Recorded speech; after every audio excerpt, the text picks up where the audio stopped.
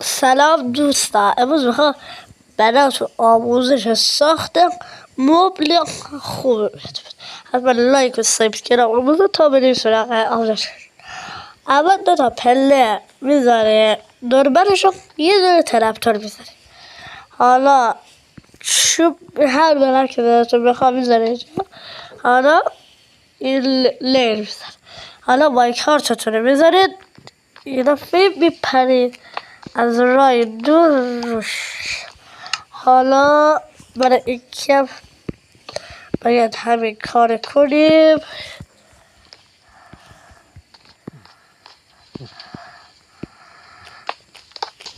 حالا یه مبل کوچولو داریم که وقتی میخوایم بریم داخلش بشیم باید روی مایکارت کلیک کنیم و اینجوری تلویزیون خوشگلمون رو ببینه. حالا به کنترل داریم که روشن کنم تا ویدیوی بعد. خداحافظ.